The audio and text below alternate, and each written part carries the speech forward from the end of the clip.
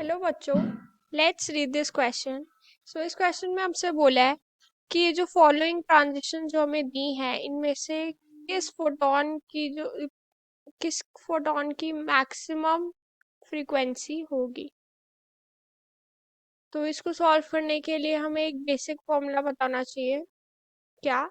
That energy of any photon which is emitted, जो n level से emit हुई है या n लेवल में है, उसके लिए एनर्जी का रिलेशन क्या गिवन होता है?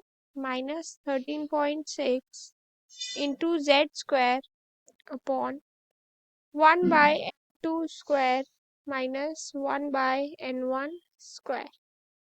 ये की कॉन्सेप्ट हम यूज करेंगे। और हमें ये भी पता है कि energy of any photon is equal to h into nu. So हम इन दोनों से कह सकते हैं कि जो न्यू है फॉर सेम एटम, अब इसमें गिवन नहीं है तो अज्यूमिंग सेम z, हम क्या कह सकते हैं कि frequency is directly proportional to 1/n2 square -1/n1 square. अब हम ये जो चार केसेस दिए इनके लिए n1 1/n2 square -1/n1 square calculate करेंगे। बस यही बेसिक रिलेशन यूज करके जिसकी वैल्यू सबसे ज्यादा आएगी हम कह सकते हैं कि उसकी फ्रीक्वेंसी मैक्सिमम होगी।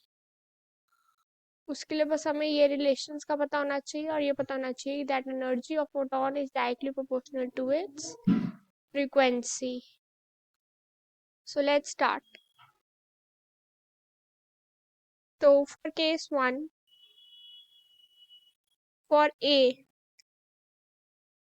frequency will be directly proportional to 1/3 square -1/5 square, which will be directly proportional to 1/9 -1/25. So we can say that frequency is directly proportional to 225, यहाँ पे 25 -9, और फ्रीक्वेंसी डायरेक्टली प्रोपोर्शनल टू 16/225। इसको अगर हम थोड़ा अप्रोक्सीमेशन से decimal में करके देखें तो उससे हमें आंसर इजी हो जाएगा निकालना। तो इसको निकालने के लिए अगर हम देखें तो ये अप्रोक्सीमेटली आएगा 0.071। या अब second, for B, frequency is directly proportional to 1/2 का स्क्वायर -1/6 का square. So frequency is directly proportional to 1/4 -1/36. So directly proportional to 36 into 9 minus 1, और frequency directly proportional to 8/36।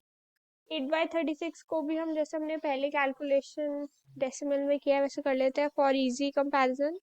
तो आएगा ये 0.222। अब सी के लिए कैलकुलेट करते हैं। सी के लिए frequency will be directly proportional to 1/1 का स्क्वायर -1/2 का स्क्वायर,